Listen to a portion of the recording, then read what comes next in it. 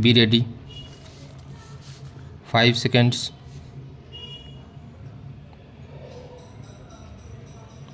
Start. What I have said above in regard to students in general would not, however, apply to the students of agricultural schools and colleges. In their case, it would be a necessary part of their training to do field work for a period before they are given diplomas or degrees. You are aware that, on the advice of the All India Council for Technical Education and Scientific Manpower Committee, it is proposed that engineering and technical graduates must do a period of service training before they can enter their profession. I think such training is even more necessary for the students of agricultural schools and colleges. I would in fact go further. While the idea of conscripting students in schools and colleges would be difficult to put into practice, I do not see any reason why colleges and schools in the rural or semi-rural areas should not have an agriculture section attached to them. The difficulties I have mentioned above arise only when the students are taken away from their homes or places of normal residence. There would be no such difficulty if students are required to do some agricultural work in the course of their normal college or school life. The difficulty of finding adequate land may stand in the way of carrying out this program in educational institutions in large towns and cities. There is, however, no reason why schools and colleges in the rural areas or small towns should not have attached to them sufficient land which can be utilized for the purpose. Even colleges in larger towns and cities can cooperate in such a program by establishing centers where, during vacations and other holidays, students can acquire an experience of simple practical agriculture by working on the farms. Many of you know that the universities in the UK and the USA sometimes adopt villages. I hope that in India also schools and colleges in urban areas will adopt villages. There should be friendly competition among educational institutions as to which have done the best rural work. I hope that this conference will devise some method of carrying out this program and also advise the Indian Council for Agricultural Research to set up a section devoted exclusively to the development of agricultural education in schools and colleges.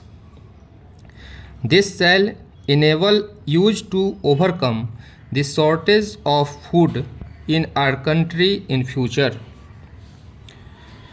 One grave drawback to which I would like to draw your attention is our curious failure to realize the dangers inherent in our present food situation.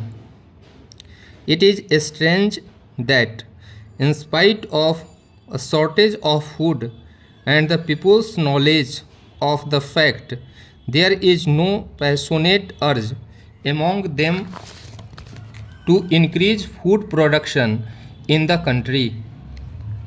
If our young men and women in colleges and schools are not sensitive to our programs, how are we going to overcome the perils which face us? I am sure you can all help in creating in young men and women a sense of the urgency of our problems. There are, of course, certain necessary measures which lie outside the sphere of educational authorities. Colleges and schools can, however, contribute a great deal to the solution of the problem if they create in young men and women the enthusiasm to increase the food production of the country.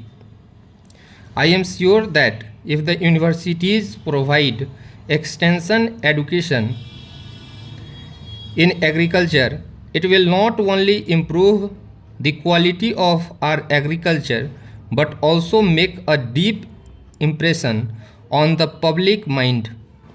It will help to break down the barriers which divide the literate classes from the unlettered. It will also improve the quality of our educated classes by bringing them nearer to the soil and giving a more practical bias to their minds. I referred earlier to countries where agriculture is more productive and gives far better results than in India for each unit of manpower. It is obvious that if we are to improve our agricultural production, we must profit by the experience of such countries. We must therefore create closer contacts with all countries which have applied scientific methods to agriculture and shown tangible results of such application. Naturally, the first country we think of in this connection is the USA. In industry as well as in agriculture, she has made a phenomenal progress. We must try to adopt and adapt her methods in both fields. She has, under the Fulbright Act and other enactments, made a generous provision for receiving from and sending out to India teachers and students from various fields of study. We must take full advantage of her generosity and utilize the services of the American experts in the various fields of agriculture. The universities have always and in all countries played a leading part in transforming the quality of the life of the people. In order to perform this function successfully, the universities must base their programs on the real needs of the country. Until now, our university education has proved inadequate because it has ignored agriculture altogether. Stop.